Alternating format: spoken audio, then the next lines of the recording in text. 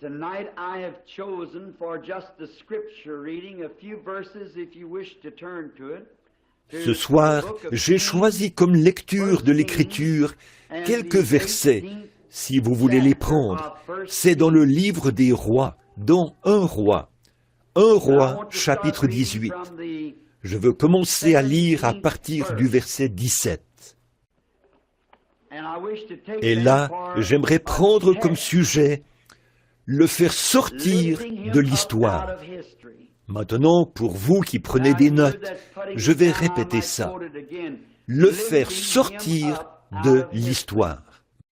Maintenant, 1 roi, chapitre 18, verset 17.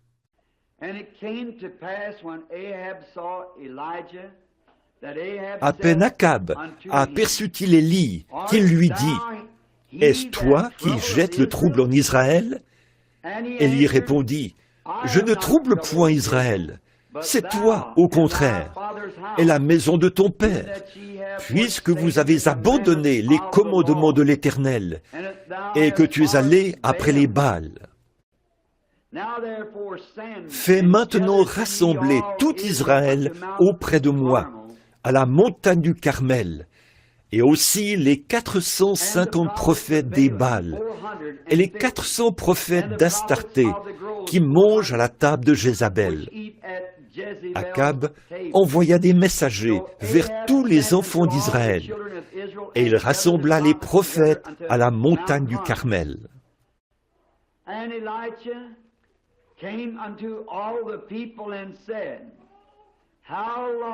Alors Élie s'approcha de tout le peuple et dit, « Jusqu'à quand clocherez-vous des deux côtés? Si l'Éternel est Dieu, allez après lui. Si c'est Baal, allez après lui. » Le peuple ne lui répondit rien. We are standing tonight upon the brim and watching come to pass and unfold two Nous nous trouvons ce soir au bord de 2 grands événements dont nous observons l'accomplissement et le déroulement. Et ces 2 grands événements sont les suivants.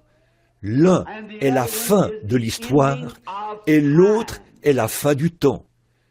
Et au fil des âges, beaucoup de grands hommes ont ardemment désiré voir cette heure dont nous nous approchons maintenant.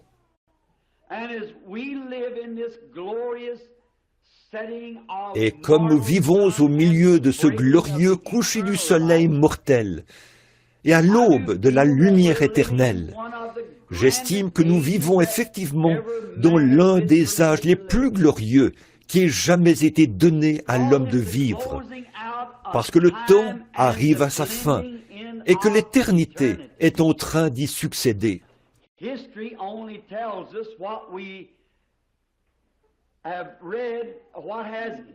L'histoire nous rapporte seulement ce que nous avons lu, ce qui est déjà arrivé.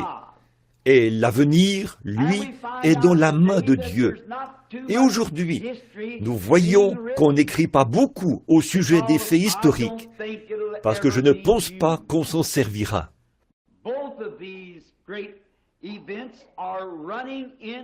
Ces 2 grands événements se retrouvent maintenant dans des eaux peu profondes. Par exemple, la façon dont nous gérons la crise nationale, la sécurité nationale se retrouve maintenant dans des eaux peu profondes. Je voyage à travers le monde et il semble que notre pays n'est pas un cas isolé. Mais aucun pays ne sait vraiment quoi faire. On dirait que la confusion règne partout.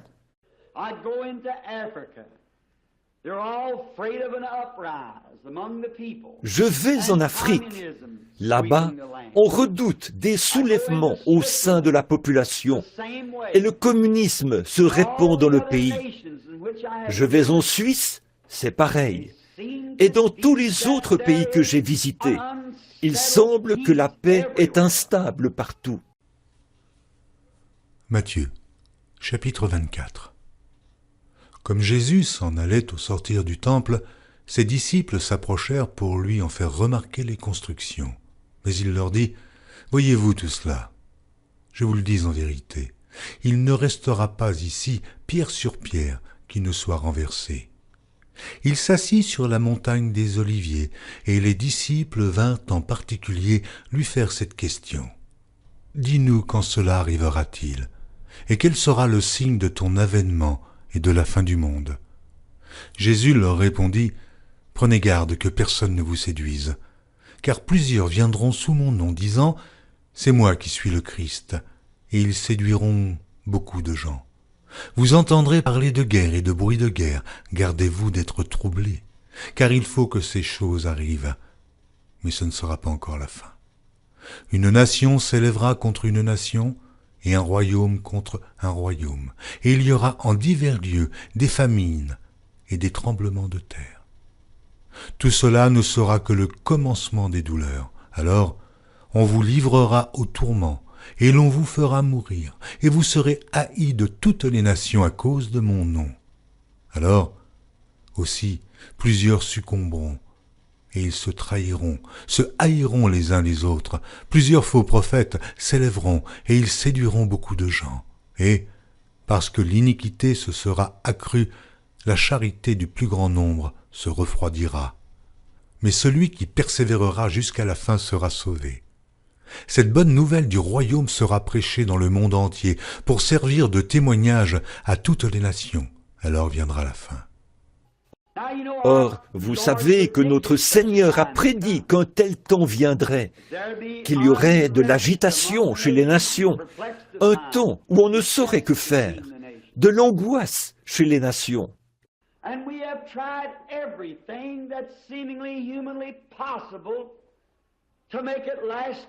Et nous avons essayé tout ce qui nous semblait humainement possible pour faire que cela dure un peu plus longtemps. Mais moi, je crois qu'il n'y a plus de temps. Je ne crois pas qu'il y ait autre chose qu'on puisse faire à ce sujet. Nous sommes simplement à la fin de tout cela. Pendant un moment, on a essayé d'avoir des rois. Ça n'a pas marché. Puis, on a essayé la démocratie.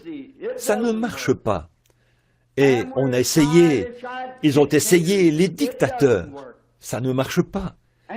Et dans chacun des cas, on dirait que ça se dégrade un peu plus chaque fois.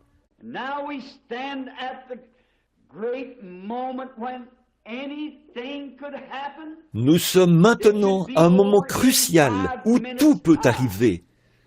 Dans 5 minutes, tout pourrait se terminer. Tous les pays pourraient être réduits en poussière. Et si nous en sommes là, où devrait-on être l'Église ? C'est une grande période de crise. Psaume 146. Ne vous confiez pas aux grands, aux fils de l'homme, qui ne peuvent sauver. Leur souffle s'en va, ils rentrent dans la terre, et ce même jour leurs desseins périssent. Heureux celui qui a pour secours le Dieu de Jacob, qui met son espoir en l'Éternel, son Dieu. Et aussi, la vie de famille est en crise. On dirait que la vie de famille se retrouve maintenant dans des eaux peu profondes. Autrefois, dans le foyer, le père, le chef de famille, s'asseyait le matin et parlait à sa famille. Et ensemble, on prenait la bonne vieille Bible de famille et on la lisait un peu. Et tous se rassemblaient autour de la table et priaient. On ne voit plus ça. Et à la fin de la journée, après que maman avait fait la vaisselle, tous se rassemblaient alors à l'intérieur pour lire un peu plus de la Bible et prier avant d'aller au lit. C'était vraiment rare de voir la délinquance juvénile à cette époque-là. Tous les garçons allaient travailler dans les champs et les filles aidaient maman à faire la lessive au ruisseau. Mais aujourd'hui, il suffit d'appuyer sur un petit bouton et la vaisselle est faite. Maman saute dans une voiture et s'en va à une partie de cartes ou déambule les rues. Et Le travail est fait par un tracteur, et tout ce que nous avons, c'est une bande de paresseux, de fainéants. Et la vie de famille est tant négligée que la Bible est mise au rencard. C'est au point qu'on serait obligé de fouiller pendant 1 heure pour en trouver une, dans de nombreux foyers en Amérique. Pour pratiquer sa religion, on va à l'église le dimanche matin pour environ 20 minutes. Et si le pasteur prend environ 30 minutes, il est convoqué au conseil. Qu'est-ce? Il n'y a plus de vie de famille. Autrefois, le père et la mère s'aimaient, s'honoraient et se chérissaient mutuellement. Et quand elle était vieille, grisonnante et ridée, et que son pauvre vieux visage se déformait, et que ses lunettes pendaient sur son nez, papa l'aimait autant que quand elle était jeune et jolie. Mais aujourd'hui, je n'ai pas l'intention de critiquer, mais quand elle prend un peu de l'âge, il les change tout simplement contre un nouveau modèle. On dirait que c'est la tendance, comme on change de voiture et tout. On dirait que ce véritable amour familial n'existe plus tant que ça. Il s'est passé quelque chose. Il n'y a plus de vie de famille. On n'a plus le bon vieux foyer américain qu'on avait il y a bien des années. Malachie, chapitre 2. Voici encore ce que vous faites. Vous couvrez de larmes l'autel de l'Éternel, de pleurs et de gémissements, en sorte qu'il n'a plus d'égard aux offrandes et qu'il ne peut rien agréer de vos mains. Et vous dites, pourquoi?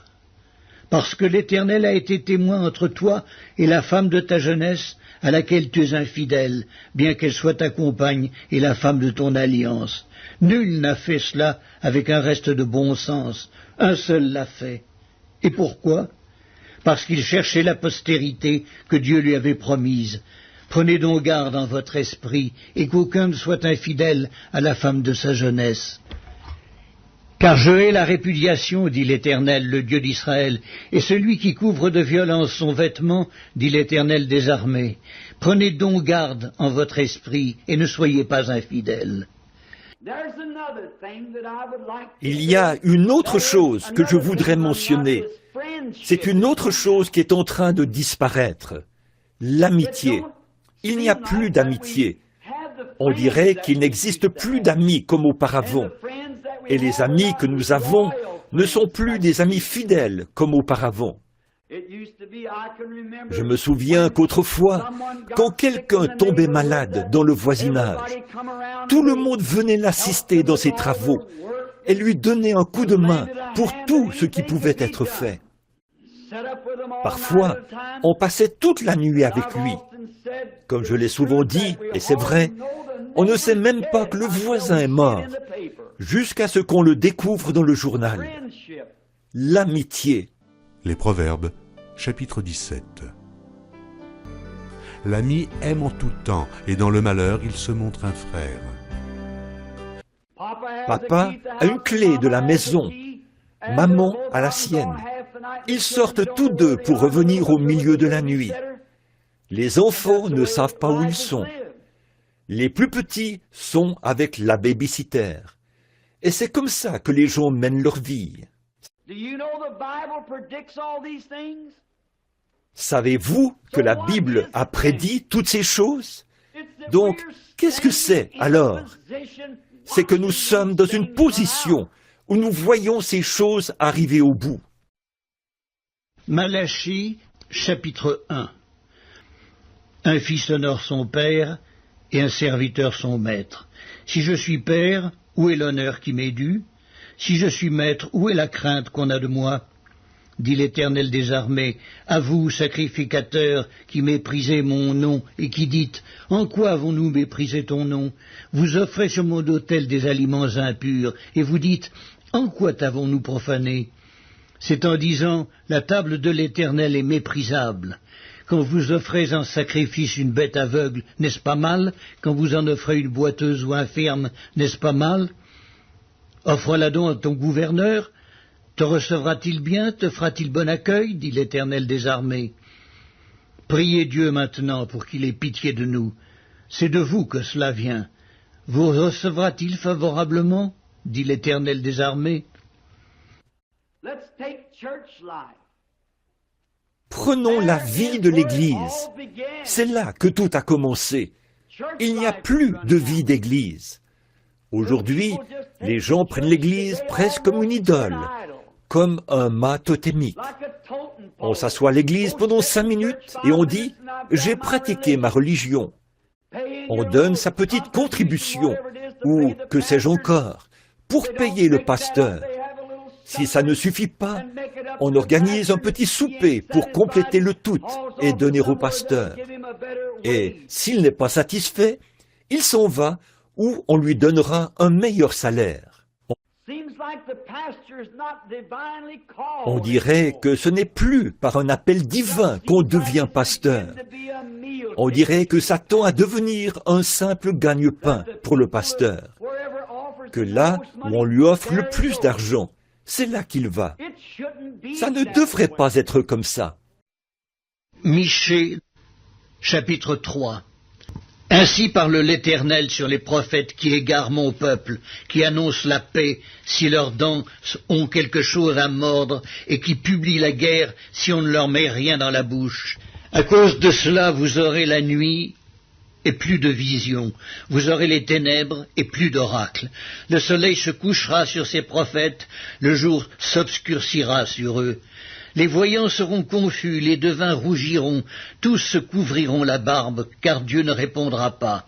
Mais moi, je suis rempli de force de l'Esprit de l'Éternel. Je suis rempli de justice et de vigueur pour faire connaître à Jacob son crime et à Israël son péché.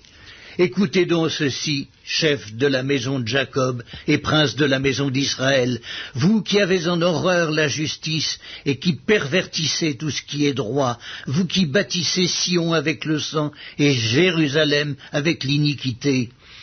Ces chefs jugent pour des présents, ces sacrificateurs enseignent pour un salaire, et ces prophètes prédisent pour de l'argent. Et ils osent s'appuyer sur l'Éternel. Et ils disent, l'Éternel n'est-il pas au milieu de nous?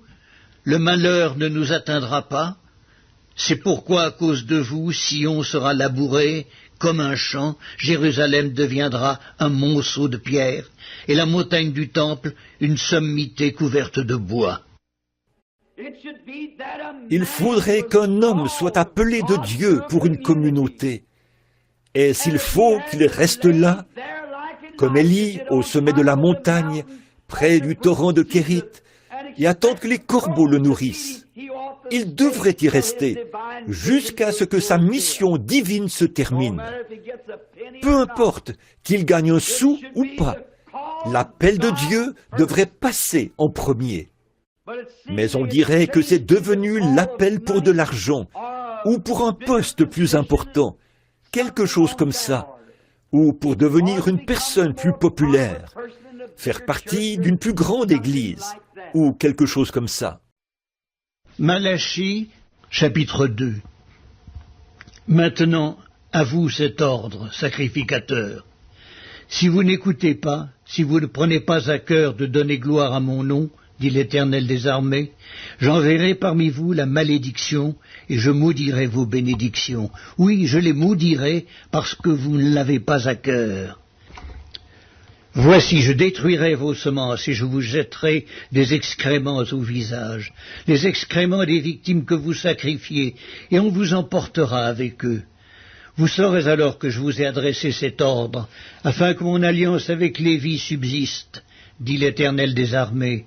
Mon alliance avec lui était une alliance de vie et de paix, ce que je lui accordai pour qu'il me craignît. Et il a eu pour moi de la crainte, il a tremblé devant mon nom.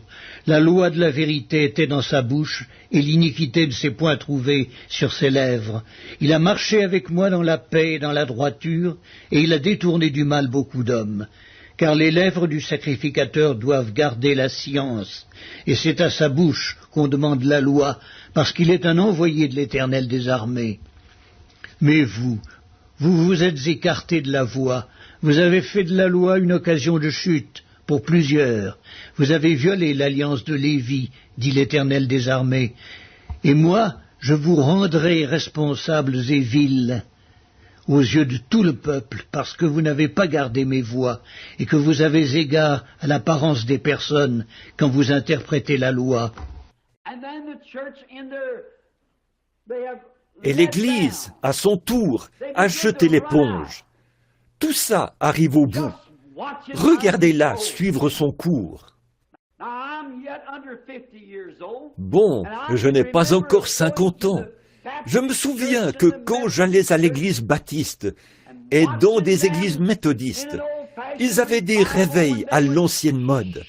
Là, ils poussaient des cris et louaient le Seigneur, marchaient de long large dans les allées et amenaient les pécheurs à s'avancer à l'autel. On ne voit plus ça nulle part. Autrefois, on avait des réunions de prière à l'ancienne mode lors des réveils. Et s'il y avait un pécheur dans le quartier, garçon ou fille, ces vieilles mamans et ces vieux papas priaient si fort que leur prière provoquait une prise de conscience chez ces jeunes. Et ils s'avançaient à l'autel. Et là, ils venaient à Christ. Mais on ne voit plus ça. On dirait que c'est dans des eaux peu profondes. Il me semble que les choses ne devraient pas du tout être comme ça. Et autrefois, la plupart des églises, il y a bien des années, quand on faisait des réunions de réveil dans une église, toutes les autres églises collaboraient. Elles participaient, apportaient leur assistance, y envoyaient leurs membres. Et on fermait les églises pour aller à ces réunions de réveil. On ne voit plus ça.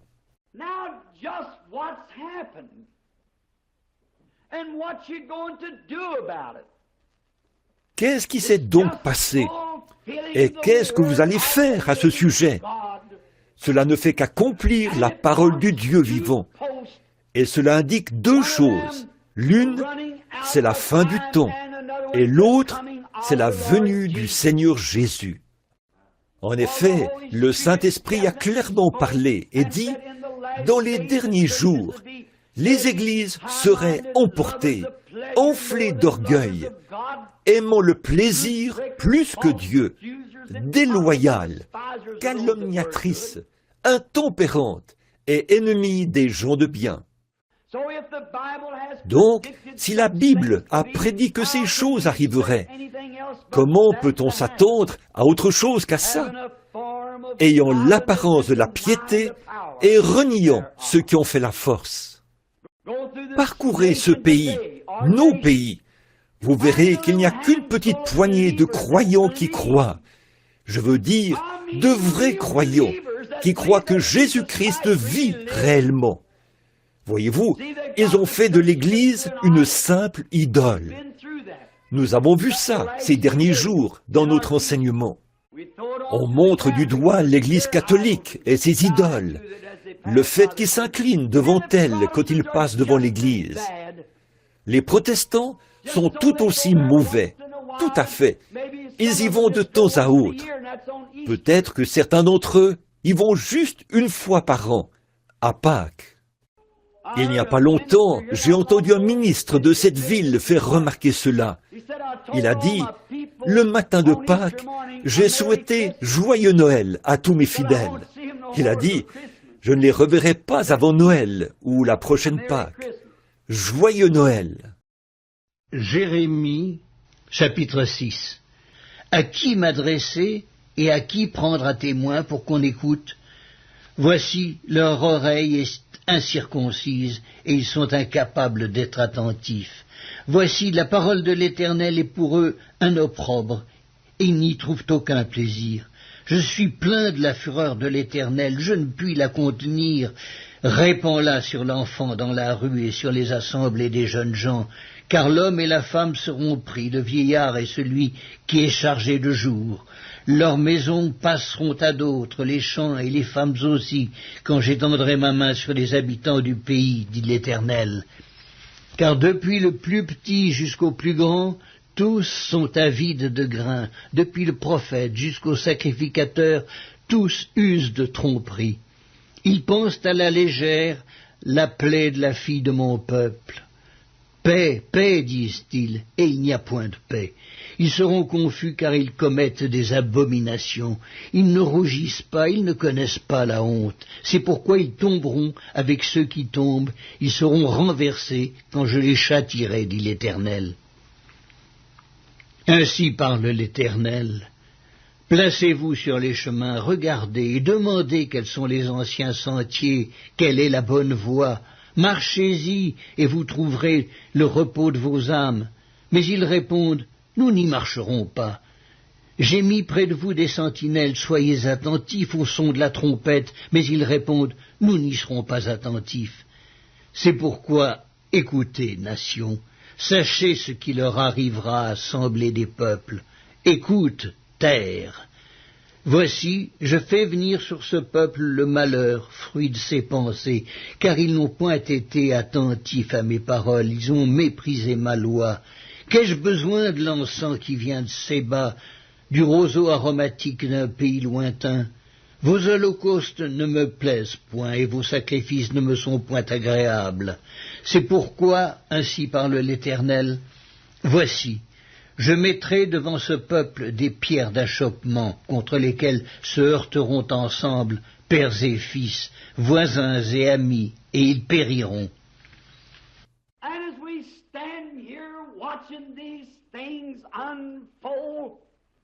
Alors que nous sommes là, à voir ces choses se dérouler, tous mortels autant que nous sommes, nous savons que quelque chose doit arriver. Ça ne peut tout simplement pas continuer comme ça. Personne ne trouve le moyen de s'arrêter pendant 5 minutes. Partout dans les rues, ça se bouscule, ça court, on est pressé, on crée des embouteillages. Cet après-midi, quand les enfants marchaient sur la route, je revenais, c'était plutôt à midi, je revenais de New Albany. Et voilà une dame qui est arrivée là, à la hauteur de ses enfants, à environ, dans une zone limitée à 30 km à l'heure, à environ 100 ou 110 km à l'heure. Elle roulait aussi vite que possible. Où allait-elle? Quelques minutes après, j'ai demandé à la personne qui était avec moi, « Qu'est-ce que vous en pensez ?» 2 autres voitures sont passées à vive allure, comme des bolides, à la hauteur de ses enfants. Là, sur la petite rue où nous habitons, le matin, c'est comme une piste de course. Les gens doivent se dépêcher de rentrer chez eux pour faire la vaisselle, ou écouter Arthur Godfrey, ou quelque chose comme ça. Où allez-vous? Qu'est-ce qui ne va pas? Ce qui cause tout ce dérèglement, c'est que les hommes et les femmes sont devenus des amoureux du monde actuel. La chose la plus importante devrait être de rentrer à la maison pour lire la Bible et prendre le temps de prier. Évangile de Luc, chapitre 10. Comme Jésus était en chemin avec ses disciples, il entra dans un village, et une femme nommée Marthe le reçut dans sa maison. Elle avait une sœur nommée Marie, qui, s'étant assise aux pieds du Seigneur, écoutait sa parole. Marthe, occupée à divers soins domestiques, survint et dit, « Seigneur, cela ne te fait-il rien que ma sœur me laisse seule pour servir? Dis-lui donc de m'aider. » Le Seigneur lui répondit, « Marthe, Marthe, tu t'inquiètes et tu t'agites pour beaucoup de choses. Une seule chose est nécessaire, et Marie a choisi la bonne part, qui ne lui sera point ôtée. » Je pense à la mère de John Wesley, Suzanne. Elle était mère de 17 enfants et elle trouvait le moyen de passer du temps en prière. Je pense que c'était soit 2 ou 3 heures par jour. En plus d'élever et de prendre soin de 17 enfants, ce qui a produit l'un des plus grands prédicateurs au monde et l'un des plus grands compositeurs de cantiques de l'époque, John et Charles. En effet, elle prenait le temps de servir Dieu et non de traîner dans les choses du monde. Et quand nous voyons sombrer le fondement de notre pays, le fondement de notre foyer, le fondement de notre Église, alors, mes frères, que pouvons-nous faire? Alors je veux dire ceci.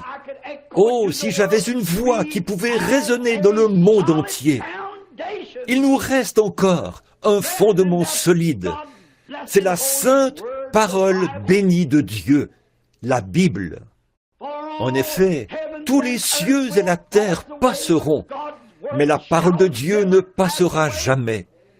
Et sur cette pierre, a dit Dieu, je bâtirai mon église, et les portes du séjour des morts ne prévaudront point contre elle. Psaume 1. Heureux l'homme qui ne marche pas selon le conseil des méchants, qui ne s'arrête pas sur la voie des pécheurs et qui ne s'assied pas en compagnie des moqueurs, mais qui trouve son plaisir dans la loi de l'Éternel et qui la médite jour et nuit. Il est comme un arbre planté près d'un courant d'eau, qui donne son fruit en sa saison, et dont le feuillage ne se flétrit point. Tout ce qu'il fait lui réussit. Alors, quel privilège béni pour nous tous de tendre la main et de prendre la bonne vieille Bible de Dieu, d'en tourner les pages et de savoir que nous lisons directement la vérité et de voir que ces choses se sont produites dans le passé puisqu'elles parlent d'un Dieu de l'histoire. Et la seule façon pour nous d'être, de nous mettre au diapason de ces choses, ou de nous aligner derrière elles, c'est de faire sortir de l'histoire ce Dieu de l'histoire.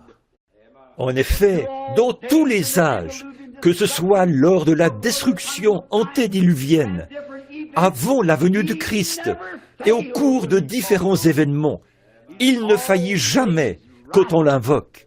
Il a toujours raison. Première épître de Paul à Timothée, chapitre 4. C'est là une parole certaine et entièrement digne d'être reçue. Nous travaillons en effet et nous combattons, parce que nous mettons notre espérance dans le Dieu vivant, qui est le sauveur de tous les hommes, principalement des croyants. Déclare ces choses et enseigne-les. Que personne ne méprise ta jeunesse, mais sois un modèle pour les fidèles, en parole, en conduite, en charité, en foi, en pureté. Jusqu'à ce que je vienne, applique-toi à la lecture, à l'exhortation, à l'enseignement. Ne néglige pas le don qui est en toi, et qui t'a été donné par prophétie avec l'imposition des mains de l'assemblée des anciens. Occupe-toi de ces choses. Donne-toi tout entier à elles, afin que tes progrès soient évidents pour tous. Veille sur toi-même et sur ton enseignement. Persévère dans ces choses, car, en agissant ainsi, tu te sauveras toi-même, et tu sauveras ceux qui t'écoutent.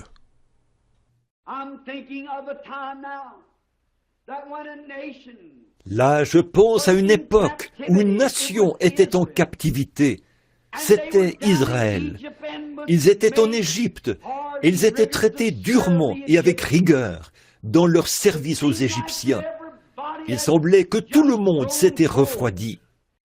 Saviez-vous qu'Israël a passé en Égypte le double du temps que les États-Unis ont fait en tant que nation? Nous n'avons pas plus de 150 ou 70 ans, quelque chose comme ça. Et eux, pendant 420 ans, ils ont été en esclavage, ou plutôt en Égypte. Mais il y a eu un temps où il semblait qu'il n'y avait plus aucun espoir. Mais il y avait un homme et une femme qui semblaient avoir foi en un Dieu de l'histoire, qui avait parlé à Abraham en temps de crise. Ils croyaient qu'ils pouvaient l'invoquer et qu'il répondrait. C'était Amram et Jochébed, la femme d'Amram, la mère et le père de Moïse.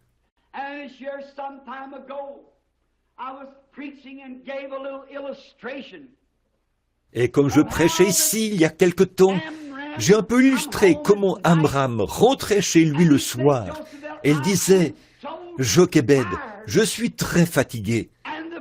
Il avait sur le dos les marques fraîches des coups de fouet du chef de corvée. Et peut-être qu'elle était là, à nettoyer patiemment ces endroits. Et en pleurs, elle disait Oh, Amram, n'y a-t-il rien qu'on puisse faire? Je peux l'entendre dire, « Oh chéri, si tu avais été avec moi aujourd'hui, tu les aurais vus battre les jeunes garçons qui essayaient de tirer les charges.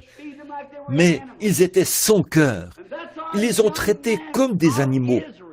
Ce sont nos jeunes Israélites. N'y a-t-il rien qu'on puisse faire? C'est ce que je me demande maintenant. Je vois nos jeunes, ces adolescents qui seront les hommes et les femmes de demain, nos adolescents d'aujourd'hui. Les cheveux jusqu'au cou et le pantalon porté sous les hanches, un pistolet accroché sur le côté, une cigarette au coin de la bouche. Qu'est-ce que cela va devenir? C'est encore l'esclavage sous le diable. N'y a-t-il rien qu'on puisse faire?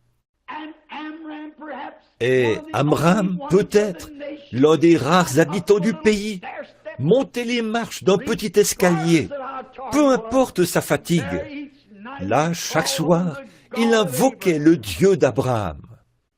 Ce Dieu qui, comme il l'avait appris, était venu à Abraham, était venu à Job, était venu à Isaac, était venu à Jacob, aux heures de la détresse. Et certainement, s'il avait été Dieu en leur jour, il serait Dieu en ce jour-là.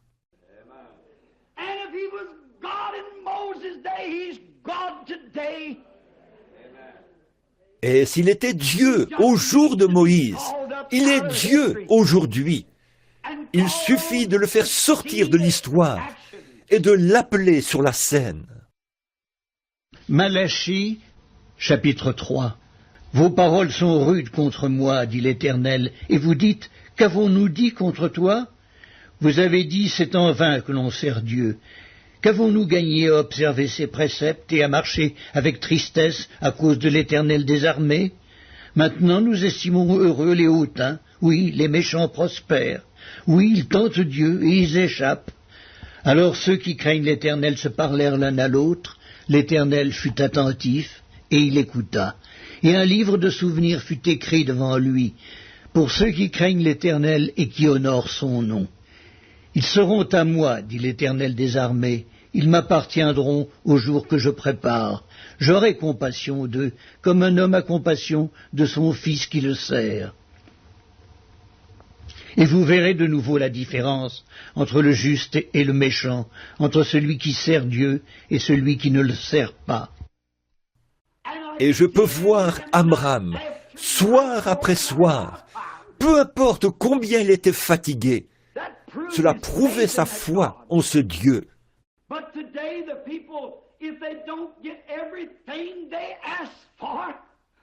Mais aujourd'hui, si les gens n'obtiennent pas tout ce qu'ils demandent la première fois qu'ils prient, ils se disent qu'il est mort. Ce qu'il nous faut aujourd'hui, c'est des hommes et des femmes nobles d'esprit, des hommes et des femmes qui sont déterminés à tenir ferme, jusqu'à ce qu'ils voient un Dieu qui vit vraiment passer à l'action, des gens qui ne renonceront pas. Ils sont bien décidés à s'en tenir à cela. S'ils sont malades et que le médecin leur a dit qu'ils ne peuvent pas se rétablir, il y a cependant quelque chose en eux qui leur dit qu'ils vont se rétablir. Tenez ferme, quoi qu'il arrive. Avez-vous adhéré aux églises du monde dénominationnel après que vous avez épuisé toutes vos forces? Aller d'un lieu à l'autre sans jamais trouver de soulagement? Il y a encore un Dieu qui répond à la prière et qui sauve du péché. Et comme on peut le constater, Amram, malgré ses nuits pénibles, le dos qui saignait, il montait de nouveau les marches, priait jusqu'à 2 ou 3 heures du matin. On aurait dit qu'il parlait au vent. Là, au fond de son cœur de juif, il y avait une foi ardente qu'aucun vent de doute ne pouvait jamais éteindre. Voilà le genre d'hommes et de femmes que nous voulons voir entrer en scène aujourd'hui. S'il ne répond pas ce soir, il répondra demain soir. S'il ne répond pas cette année, il répondra l'année prochaine. Car il est un Dieu. Non pas un Dieu, mais le Dieu. Évangile de Luc, chapitre 18. Jésus leur adressa une parabole pour montrer qu'il faut toujours prier et ne point se relâcher. Il dit, « Il y avait dans une ville un juge qui ne craignait point Dieu et qui n'avait d'égard pour personne. Il y avait aussi dans cette ville une veuve qui venait lui dire « Fais-moi justice de ma partie adverse. » Pendant longtemps il refusa, mais ensuite il dit en lui-même « Quoique je ne craigne point Dieu et que je n'ai d'égard pour personne, néanmoins, parce que cette veuve m'importune, je lui ferai justice, afin qu'elle ne vienne pas sans cesse me rompre la tête. » Le Seigneur ajouta « Entendez ce que dit le juge inique. Et Dieu ne fera-t-il pas justice à ses élus, qui crient à lui jour et nuit, et tardera-t-il à leur égard? Je vous le dis, il leur fera promptement justice, mais quand le Fils de l'homme viendra, trouvera-t-il la foi sur la terre? »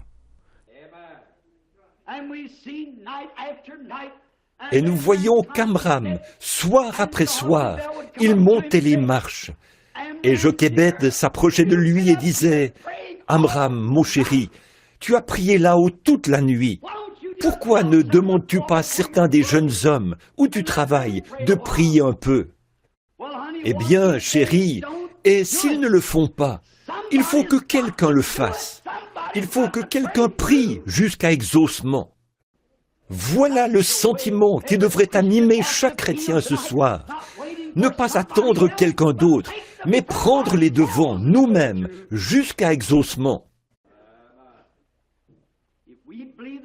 Si nous croyons que la Bible contient de l'histoire, c'est aussi un livre prophétique qui nous dit que ce même Dieu se lèvera dans les derniers jours. Et il est temps qu'il entre en scène.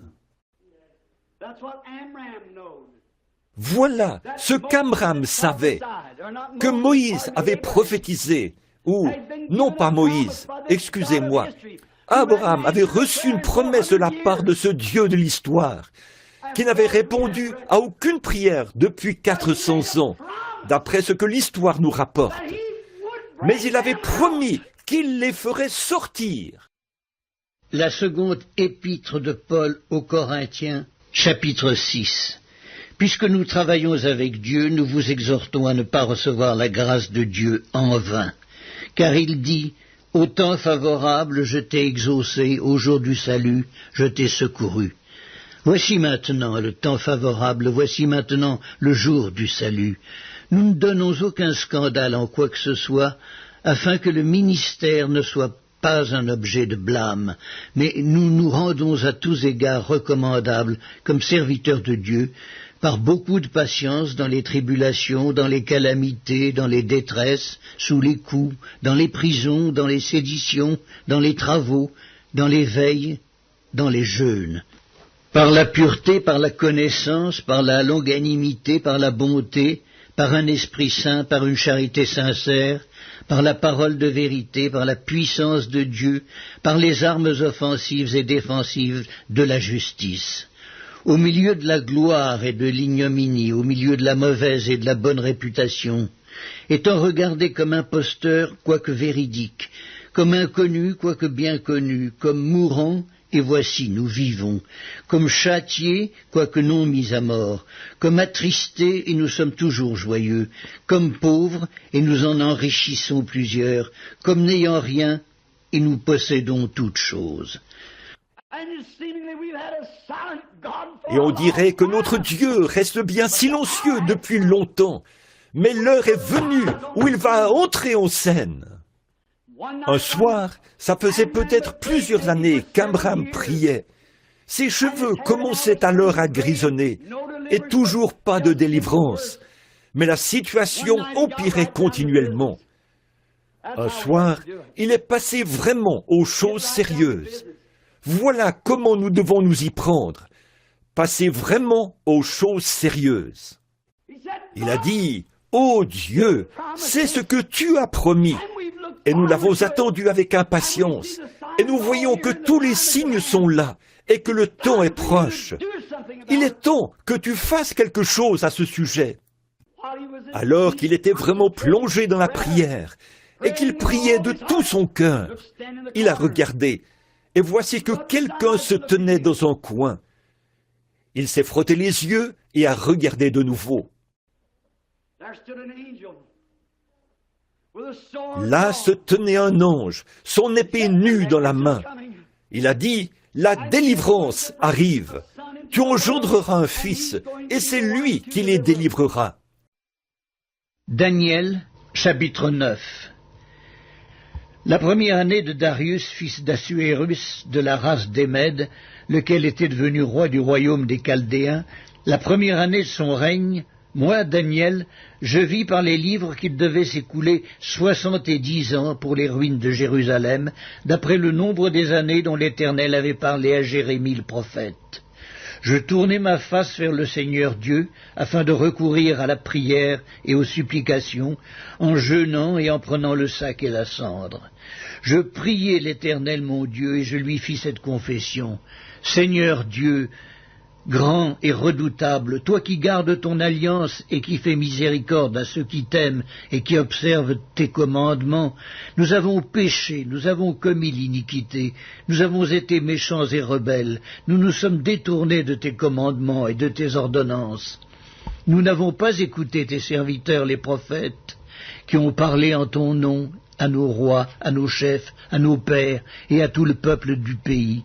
À toi, Seigneur, est la justice et à nous la confusion de face, en ce jour, aux hommes de Juda, aux habitants de Jérusalem, et à tout Israël, à ceux qui sont près et à ceux qui sont loin, dans tous les pays où tu les as chassés, à cause des infidélités dont ils se sont rendus coupables envers toi. Seigneur, à nous la confusion de face, à nos rois, à nos chefs, à nos pères, parce que nous avons péché contre toi. Auprès du Seigneur notre Dieu, la miséricorde et le pardon, car nous avons été rebelles envers lui. Nous n'avons pas écouté la voix de l'Éternel notre Dieu pour suivre ses lois qu'il avait mises devant nous par ses serviteurs les prophètes. Tout Israël a transgressé ta loi et s'est détourné pour ne pas écouter ta voix. Alors se sont répandues sur nous les malédictions et les imprécations qui sont écrites dans la loi de Moïse, serviteur de Dieu, parce que nous avons péché contre Dieu. Il a accompli les paroles qu'il avait prononcées contre nous et contre nos chefs qui nous ont gouvernés. Il a fait venir sur nous une grande calamité. Il n'en est jamais arrivé sous le ciel entier une semblable à celle qui est arrivée à Jérusalem. Comme cela est écrit dans la loi de Moïse, toute cette calamité est venue sur nous, et nous n'avons pas imploré l'Éternel notre Dieu, nous ne nous sommes pas détournés de nos iniquités, nous n'avons pas été attentifs à ta vérité. L'Éternel a veillé sur cette calamité, et l'a fait venir sur nous, car l'Éternel notre Dieu est juste dans toutes les choses qu'il a faites, mais nous n'avons pas écouté sa voix. Et maintenant, Seigneur notre Dieu, toi qui as fait sortir ton peuple du pays d'Égypte par ta main puissante, et qui t'es fait un nom comme il l'est aujourd'hui, nous avons péché, nous avons commis l'iniquité. Seigneur, selon ta grande miséricorde, que ta colère et ta fureur se détournent de ta ville de Jérusalem, de ta montagne sainte, car à cause de nos péchés, des iniquités de nos pères, Jérusalem et ton peuple sont en opprobre à tous ceux qui nous entourent. Maintenant donc, ô notre Dieu, écoute la prière et les supplications de ton serviteur, et pour l'amour du Seigneur, fais briller ta face sur ton sanctuaire dévasté. Mon Dieu, prête l'oreille et écoute, ouvre les yeux et regarde nos ruines, regarde la ville sur laquelle ton nom est invoqué, car ce n'est pas à cause de notre justice que nous te présentons nos supplications, c'est à cause de tes grandes compassions. Seigneur, écoute, Seigneur, pardonne, Seigneur, sois attentif, agis et ne tarde pas, par amour pour toi, ô mon Dieu, car ton nom est invoqué sur ta ville et sur ton peuple. Je parlais encore, je priais, je confessais mon péché et le péché de mon peuple d'Israël, et je présentais mes supplications à l'Éternel, mon Dieu, en faveur de la sainte montagne de mon Dieu. Je parlais encore dans ma prière, quand l'homme, Gabriel, que j'avais vu précédemment dans une vision, s'approcha de moi d'un vol rapide, au moment de l'offrande du soir. Il m'instruisit et s'entretint avec moi, et il me dit, « Daniel, je suis venu maintenant pour ouvrir ton intelligence. Lorsque tu as commencé à prier, la parole est sortie, et je viens pour te l'annoncer, car tu es un bien-aimé, sois attentif à la parole et comprends la vision. » Voyez-vous, Dieu répond toujours à la prière, n'est-ce pas? À condition que nous tenions ferme.